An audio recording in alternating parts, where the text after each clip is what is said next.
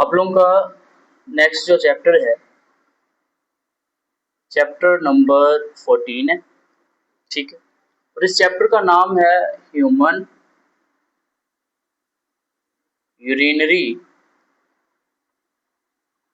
System. Human urinary system. तो सबसे पहले इस पूरे स्ट्रक्चर को समझने के लिए जो सबसे ज्यादा चीज हमारे लिए जरूरी है वो ये है कि यूरिनरी सिस्टम क्या होता है, पहले हम उसे डिस्कस करें, ठीक है। तो यूरिनरी सिस्टम का दूसरा नाम जो बचे वो है एक्सक्रीटरी सिस्टम। क्या नाम है? Excretory system. और आपको पता है एक्सक्रीट करने का क्या मतलब होता है? खारिज करना, निकाल देना किसी चीज को, ठीक है। स्पेशली जब हम जिस्म से कुछ भी खारिज करते हैं उसे एक्सक्रीशन कहते हैं। क्या कहते हैं? एक्सक्रीशन कहते हैं। कहता है ये जो सिस्टम है ये रिस्पॉन्सिबल होता है। क्या होता है? रिस्पॉन्सिबल है किन चीजों के लिए? सबसे फर्स्ट ऑफ ऑल ये रिस्पॉन्सिबल होता है एक्सक्रीशन के लिए। किस चीज के लिए? आपके जिस्म के अंदर जितना भी, मतलब ऑब्वियसली जितने भी इंसान या लिविंग ऑर्गेनिज्म हैं जिनकी बॉडी के अंदर वेस्ट चीजें पैदा होती हैं और जब उन्हें बाहर निकालना होता है उस प्रोसेस को नाम देते हैं एक्सक्रीशन का। किस चीज का? एक्सक्रीशन का, ठीक है। सबसे पहले फिर आगे वो आपकी बुक के अकॉर्डिंगली कहता है कि बायोलॉजी टर्म्स के मुताबिक एक्सक्रीशन वो प्रोसेस है, इट इज अ बेसिकली क्या है जी? Uh process in which in which organism eliminate करता है। कोई भी जो ऑर्गेनिज्म होगा, ऑर्गेनिज्म क्या करेगा जी? एलिमिनेट का मतलब होता है एलिमिनेट का मतलब ही होता है खारिज करना। क्या करना जी? एलिमिनेट करना, निकालना। एलिमिनेट करता है किस चीज को? मेटाबॉलिक वेस्ट को। Metabolic waste. अब क्या होते हैं मेटाबॉलिक वेस्ट? यानी वो वेस्ट जो मेटाबॉलिक रिएक्शंस की वजह से हो रहा होता है। एंड मेटाबॉलिक रिएक्शन कौन से हैं? हमारे जिस्म के अंदर जितने भी रिएक्शन हो रहे हैं वो सारे मेटाबॉलिक रिएक्शन, वो सारे क्या हैं? मेटाबॉलिक। तो ओवरऑल आई होप आप लोगों को इसकी डेफिनेशन समझ आ गई होगी कि basically it is a system that is responsible, ठीक है, किस बात के लिए? एक्सक्रीशन के लिए। तो एक लाइन की समझ आ गई कि एक्सक्रीटरी सिस्टम किस बात के लिए रिस्पॉन्सिबल? एक्सक्रीशन। फिर ये एक प्रोसेस है जिसके अंदर ऑर्गेनिज्म क्या करते हैं? एलिमिनेट करते हैं, खारिज करते हैं। किस चीज को? Metabolic. And this metabolic waste is produced during metabolic reactions. ये मेटाबॉलिक रिएक्शंस के दौरान। And what are the metabolic reactions? All the types of reaction that happen inside our body, these are called metabolic reactions। Clear हो गया यहाँ तक? फिर आगे अगर आप देखें मेटाबॉलिक वेस्ट में कुछ चीजें शामिल हैं। कितने हैं जी मेटाबॉलिक वेस्ट के अंदर? यहां से हम कंटिन्यू करेंगे आगे। मेटाबॉलिक वेस्ट में सबसे पहली चीज है नाइट्रोजिनस वेस्ट। नाइट्रोजिनस वेस्ट पहली चीज क्या है बच्चे? दूसरी चीज है एक्स्ट्रा वाटर। Extra water. तीसरी चीज जो यहाँ पर काबिले जिक्र है वो है एक्स्ट्रा साल्ट। एक्स्ट्रा। क्लियर हो गया यहाँ पे? ये तीन बातें समझ आ गई आपको? इसमें कुछ बोलने वाली तो नहीं। कितनी चीजें इस वेस्ट प्रोडक्ट के अंदर? तीन चीजें इसके अंदर शामिल है। First one is nitrogenous waste, second one is extra water and extra salt हो गया। आई थिंक यहाँ पर आप लोगों को समझ आ गई होगी कि अब नाइट्रोजिनस वेस्ट में क्या चीज शामिल हो सकती है। फर्स्ट ऑफ ऑल है ना, नाइट्रोजिनस वेस्ट है तो इसमें कौन सी चीज ज्यादा हो सकती? नाइट्रोजन। क्या हो सकती है? अब देखिए वाटर साल्ट दोनों, लेकिन किस हालत में है? एक्स्ट्रा हालत में। किस हालत में है? एक्स्ट्रा हालत में है। अब वन बाय वन हमने इनके बारे में डिस्कस करना है। क्लियर है यहाँ तक? ओके। यहाँ पे सबसे पहला जो लिखा है नाइट्रोजिनस वेस्ट रिमूवल, इसका जो सबसे पहला फंक्शन होता है यूरिनरी सिस्टम का, तो इसमें सबसे पहले ये फिल्टर आउट करता है यूरिया को, नंबर वन यूरिया को, और उसके बाद नाइट्रोजिनस वेस्ट और protein breakdown in the liver. पहली बात आपने ये जेन में रखनी है, नाइट्रोजिनस वेस्ट के अंदर ये किस चीज को खारिज करेगा? यूरिया को। किस चीज को जी? यूरिया को। दूसरी आपने ये बात याद रखनी है कि यूरिया क्या है? यूरिया एक नाइट्रोजिनस वेस्ट है। नाइट्रोजनस क्या है? Nitrogenous waste of protein. किसका वेस्ट है जी? प्रोटीन का। किस चीज का? नाइट्रोजनस वेस्ट है किस चीज का? और ये प्रोटीन कब बन के टूट रही होती है? Protein break down in the liver. ये वो प्रोटीन है जिसकी ब्रेक डाउन कहां पे हो रही होती है? लीवर के अंदर। और जब उस प्रोटीन की ब्रेक डाउन हो रही होती है, जब वो प्रोटीन टूट रही होती है, तो उसके दौरान जो चीज रिलीज हो रही होती है वो कौन सी होती है जी? नाइट्रोजनस वेस्ट होती है, जिसका नाम क्या होता है? यूरिया वेस्ट होता है। क्लियर? अगली बात, कहीं भी आपकी बुक में एक वर्ड, ये पिछला चैप्टर वैसे इसके मुतल्लक था जिसपे हमारे ऑलरेडी यूट्यूब पे वीडियोस बन चुकी हैं। ओस्मो रेगुलेशन क्या होता है जी? पहले इस वर्ड को अच्छी तरह समझ ले। ओस्मो रेगुलेशन के अंदर, ओस्मो रेगुलेशन के अंदर सबसे ज्यादा चीज होती है, दो चीजें काबिले जिक्र है। एक water, first one is, and second one is salt. Second one क्या है? अगर आप देखें तो जब ये नाइट्रोजनस जो वेस्ट है उसमें एक वाटर की बात होती है, दूसरी साल्ट की बात हो रही है। ठीक है, क्लियर है? अगर आप गौर करें, ओस्मो रेगुलेशन में दो चीजों को मेंटेन किया जाता है। कितनी चीजों को? दो चीजों को। First one is water and second one is salt. That's clear. बस इतना ही आपकी बुक में लिखा है कि maintaining water to salt balance of the blood by adjusting how much water is reabsorb और एक्सक्रीट। इसमें उन्होंने ओस्मो रेगुलेशन में बस यही बोला है कि इन्हें मेंटेन किया जा रहा है। क्या किया जा रहा है? पहला काम, इन्हें मेंटेन किया जाएगा। मेंटेन किसको किया जाएगा? वाटर टू साल्ट, पानी से नमक, नमक से पानी, इस हद तक। ठीक है। और किस तरह मेंटेन किया जाएगा? कि हाउ वाटर एडजस्ट किया जाएगा। असल में क्या किया जाएगा जी?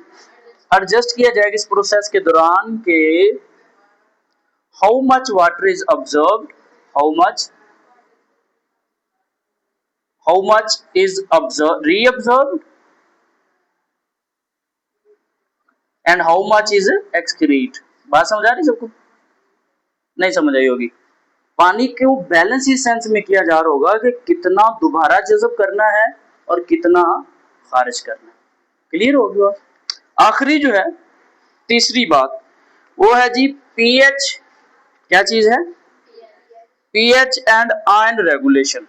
ये प्रोसेस हम बात कर रहे हैं जो एक्सक्रीटरी सिस्टम के अंदर होते हैं। तीसरा जो है, तीसरा प्रोसेस है पीएच एंड आयन रेगुलेशन।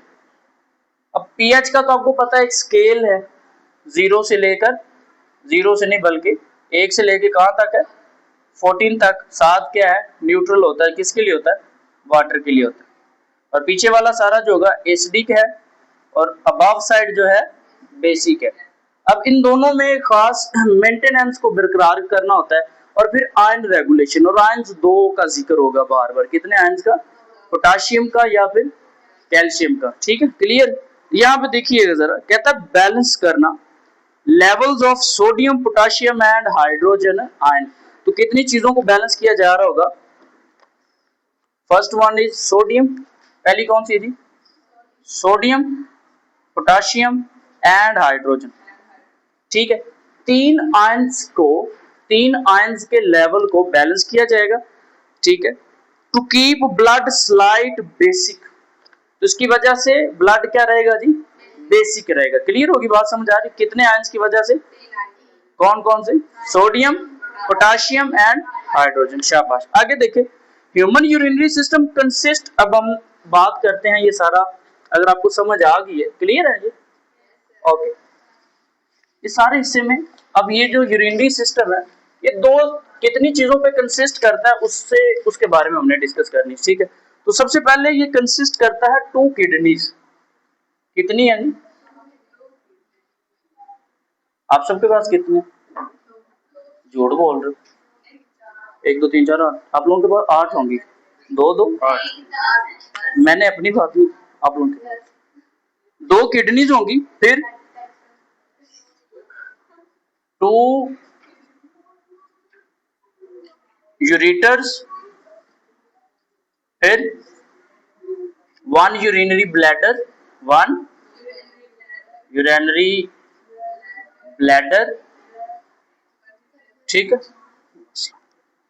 और फिर 1 यूरिथ्रा। ये 4 चीजें हैं जो इंसान के यूरिनरी सिस्टम में मौजूद होती हैं। अगर हम देखें सबसे पहले एक तरफ इधर बना लेते हैं और दूसरी तरफ ये कर लेते हैं, तो गुर्दे कितने हो गए जी? हंसो नहीं, मारूंगा मैं कान के नीचे। कितने हो गए? 2। अब इनमें से एक एक नाली निकलती है। जब इनमें यूरिन बन चुका होता है तो एक एक नाली नीचे आती है, एक एक नाली। अब इस नालियों को नाम दिया जाता है यूरिटर का। किस चीज का? यूरिटर का, ठीक हो गया। यूरिटर यहाँ पर आकर ओवरऑल यूरिन को स्टोर कर देते हैं, यूरिन को स्टोर कर देते हैं। अब इसे नाम दिया जाएगा यूरिनरी ब्लैडर। किस चीज का नाम देंगे भाई? यूरिनरी ब्लैडर का, ठीक है। अब वही एक सिर्फ पॉइंट है जहां से ये एक्सक्रीट आउट होता है, उस पॉइंट को नाम दिया जाएगा यूरिथ्रा का। किस चीज का? यूरिथ्रा का। यहां तक समझ आ गई ओवरऑल? ठीक है, okay. Kidney are located in the abdominal cavity. अब किडनी पाई कहां पे जा रही होती है, याद रखना आपने, एब यानी हमारे पेट के खुला के अंदर। ये एब्डोमिनल कैविटी कहते हैं पेट का खुला। बात समझ आ रही सबको? और ये दोनों जो होती हैं वर्टिबल कॉलम की साइड पर पाई जाती है। किस तरह पाई जाती हैं? वर्टिबल, मतलब एक वर्टिबल की एक साइड पे होगी और दूसरा वर्टिबल के दूसरी साइड पे होगी, ठीक हो गया? बात समझ आ रही? और तकरीबन अगर हम बात करें दो, हमारे वैसे कितने जोड़े होते हैं रिब्स के? 12, राइट। 24 टोटल होते हैं, जोड़े 12 होते हैं। तो अब आगे वाले जो होंगे उन्हें थोरिक्स कहते हैं। क्या नाम देते हैं जी? थोरिक्स मतलब सीने वाला, फ्रंट, और ये बैक साइड होती है, वर्टिबल कॉलम, बैक बोन वाला जो एरिया होता है। अब इन ये जो गुर्दे हैं इनकी पोजीशन आपको एग्जैक्ट बताई जा रही है between the 12th thorax and 3rd lumbar vertebrate. ये जो हमारे रीढ़ की हड्डियां है ना ओवरऑल, ये 33 इसके हिस्से होते हैं। 33 कितने हैं? 33 टोटल है, 12वें से और तीसरे के दरमियान, 12वें और तीसरे के दरमियान, ठीक हो गया।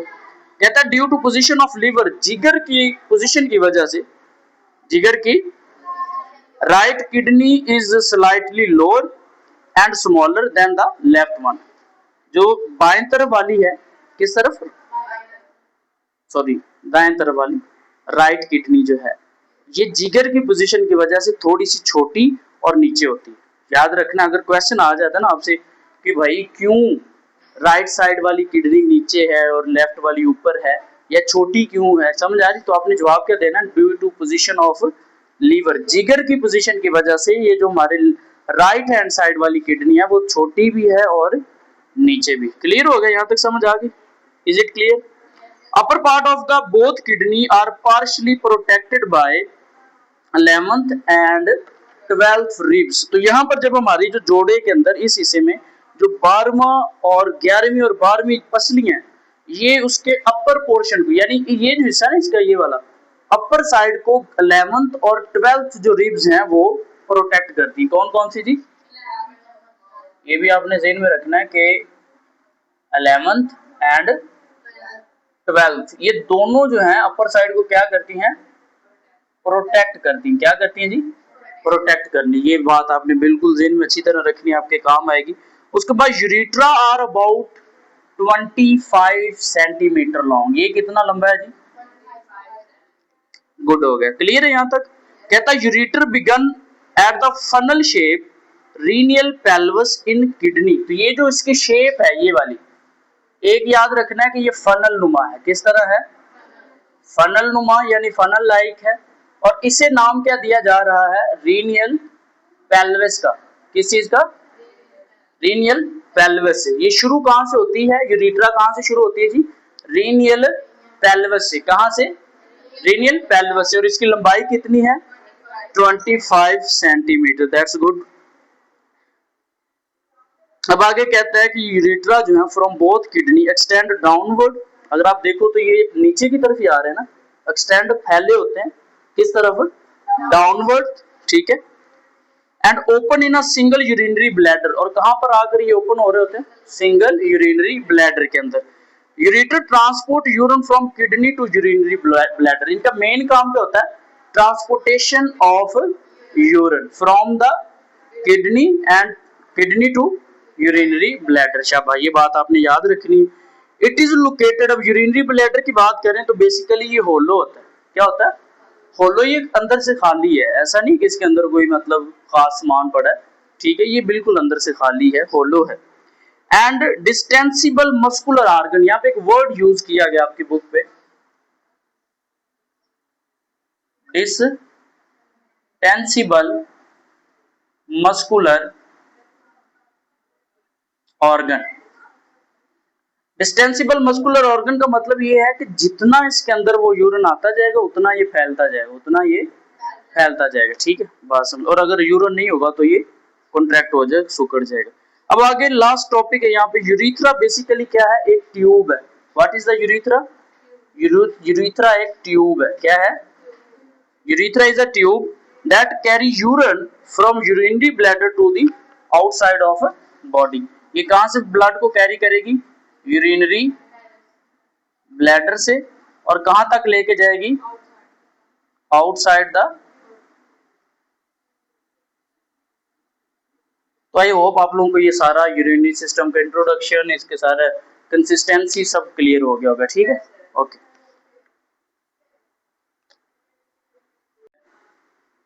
टॉपिक का नाम है second year class, structure of kidney. Structure of, अब स्ट्रक्चर ऑफ किडनी में सबसे चंद बातें हैं, ये वैसे शॉर्ट क्वेश्चन में आएगा, लॉन्ग में तो है नहीं, थोड़ा सा लिखा है। तो सबसे पहली बात आपने ये याद रखनी है कि ये रेडिश कलर का होता है। किस कलर का है? रेडिश मतलब गहरा सुर्ख है, रेडिश ब्राउन। दूसरा कलर कौन सा है? ब्राउन, ठीक है। और इसकी शेप किस तरह की होती है? बीन शेप होता है। किस शेप का होता है? बीन लाइक लोबिया, नॉट दूसरी, हाँ वो वाली बीन नहीं है, ठीक है, आपको पता चले कि सांप वाली जड़ी बीन, उसकी बात नहीं हम बात कर रहे, ठीक है। ये जो बीन शेप होते हैं, तो ओवरऑल देखें इस तरह गुर्दे की, किडनी की एक प्रॉपर शेप होती है। कलर कौन सा होगा जी? रेडिश, ओके क्लियर, और रेडिश ब्राउन है, और शेप इनकी किस तरह की है? बीन शेप्ड ऑर्गन होते हैं ये। तो सबसे पहली चीज जो आपने याद रखनी है, क्या याद रखना है जी? सबसे पहली चीज जो आपने याद रखनी है, अगर हम यहाँ पे गुर्दे की डायग्राम को ड्रॉ करें सिर्फ अपने समझने के लिए,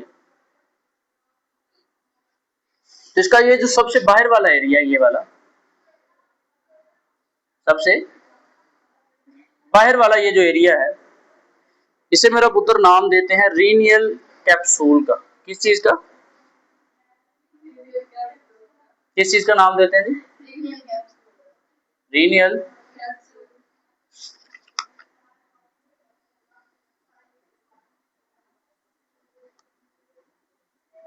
बिल्कुल, ये जो इसका बाहर वाला सारा एरिया है, इसे नाम देंगे रीनियल कैप्सूल का। किस चीज का? रेनियल कैप्सूल, ये बात याद रखना। फिर इसके बिल्कुल ऊपर इस जगह पे, इस जगह पे ये जो टॉप पोजीशन है, यहाँ पर एक ग्लैंड पाया जाता है जिसका नाम है एड्रीनल ग्लैंड। क्या नाम है? Adrenal gland.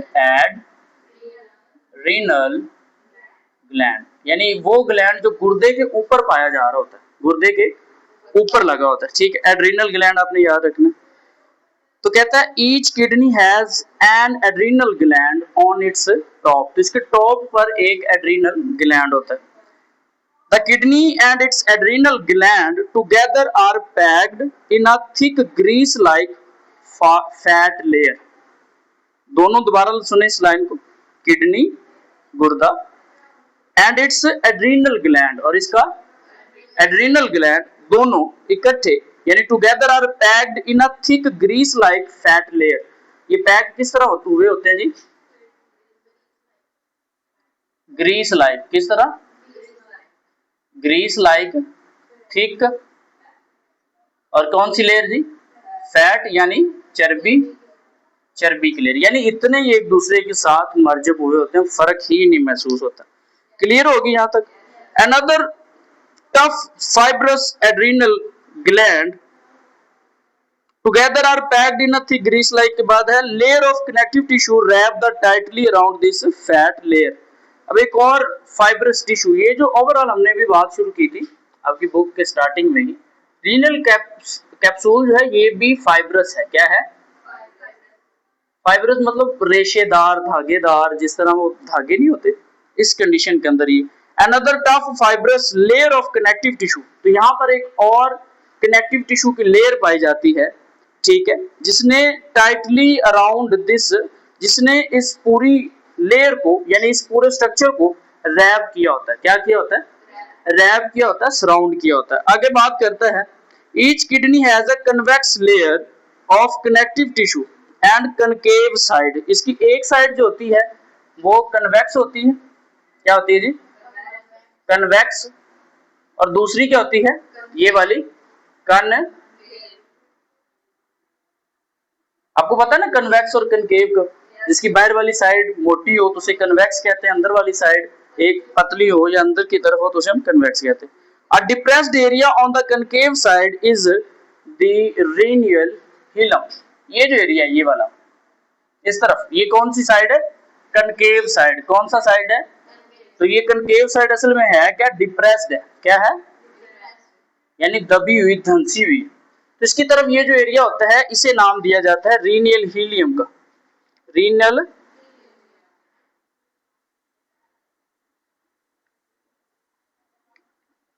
क्लियर है यहां तक? आल्सो कॉल्ड रीनियल हाइलस, इसे दूसरा नाम क्या देते हैं? हाइलस का। किस चीज का नाम देते हैं जी? हाइलस का नाम देते हैं। At this point the renal artery enter the kidney, ये वो जगह है जहां पर एक खून की नाली, क्या चीज जी?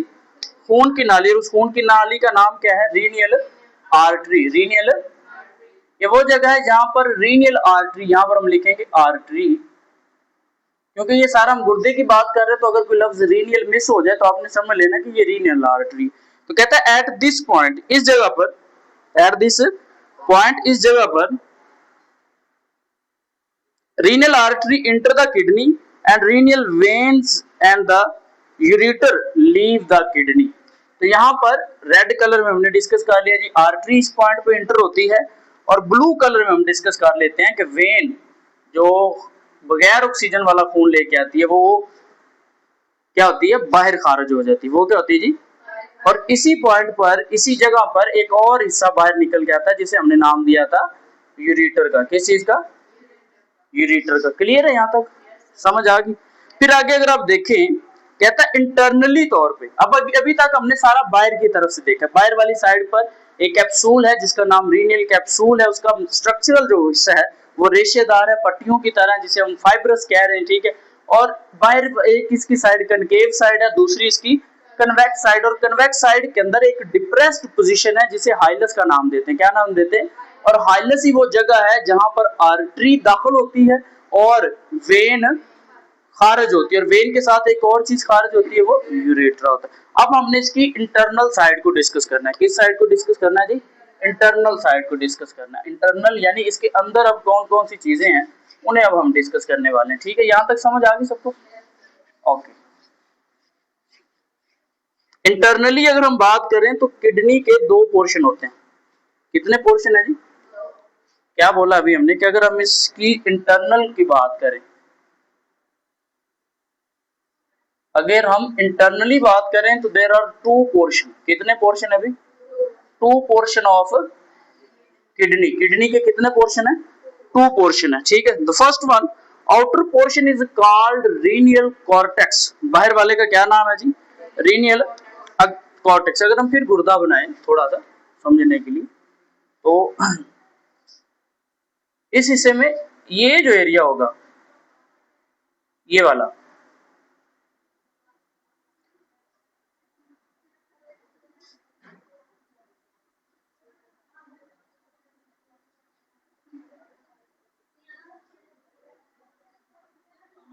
ये जो हिस्सा ये वाला, ये सारा, इसे अब नाम दिया जाएगा रीनल कॉर्टेक्स का। किस चीज का? रीनल कॉर्टेक्स, ठीक है। कहता है विच फॉर्म रफली 70% ऑफ इट्स टोटल मास। तो ये कितना मास बनाएगा जी? 70%। कितना? अब रीनियल कॉर्टेक्स के बाद renal, the inner portion is called renal medulla. Inner वाला पोर्शन क्या होगा, ये वाला रीनियल, तो ये कितने परसेंट मास कवर करेगा, 30%, शाबाश, कितना 30% इसका मास ये कवर करेगा। कहता है it is divided into distinct cone shape segment called renal pyramids. अब ये जो चीजें बन के आपको नजर आ रही सबको, है ना, इसकी शेप कौन सी है, तो इसकी शेप का कोन जैसी है ना, मसलस जैसी। अब इसी शेप के मिस्र के अंदर एक अजूबा पाया जाता है जिसने हम पिरामिड कहते हैं। क्या नाम देते हैं, हरामे मिस्र, क्या नाम देते हैं, तो इसी वजह से अब इनका नाम रखा जाएगा रीनियल पिरामिड्स, रीनियल पिरामिड्स। क्लियर है यहाँ तक। अब ये जो रीनियल पेल्वस है, याद है आप लोगों को, यहाँ पे एक जगह थी जहां पर आर्टरी भी इंटर हो रही है, वेन निकल रही है, यूरेटर। अब उसकी बात करता है कि रीनियल पेल्वस बेसिकली क्या है, एक फनल शेप है। किस शेप की बनी हुई है, फनल। फनल आपको पता है, कुपीनुमा, वो सुरंग जैसी फनल शेप्ड है, स्ट्रक्चर है in the centre of the kidney. किस जगह पे है, सेंटर ऑफ द किडनी। कहता है ब्लड इंटर द किडनी, खून में दाखिल होता है, थ्रू किसके जरिए इंटर होगा बोला, अभी यहाँ पे हमने दो नालियों, आर्टरी के जरिए, किसके जरिए, आर्टरी के जरिए ब्लड इसमें इंटर होगा, ठीक है, and leave through a renal vein, और खारिज किसके जरिए हो रहा होगा, रीनियल वेन के जरिए। क्लियर है यहाँ तक। उसके बाद कहता है urine is collect in the renal pelvis. तो सबसे पहले गुर्दे में खून कहाँ पे इकट्ठा होता है, रीनियल पेल्वस के अंदर, और फिर रीनियल पेल्वस से यूरेटर में, और यूरेटर के बाद यूरिनरी ब्लैडर के अंदर, और फिर यूरिनरी ब्लैडर से बॉडी से बाहर खारिज कर दिया जाता है। Urine is collected in the renal pelvis and exit the kidney through ureter, और यूरेटर के जरिए उसे बाहर खारिज कर दिया जाता है। नेक्स्ट हमारा जो टॉपिक है वो स्ट्रक्चर ऑफ नेफ्रॉन है, जिसे हम नेक्स्ट डिस्कस करेंगे, ठीक है।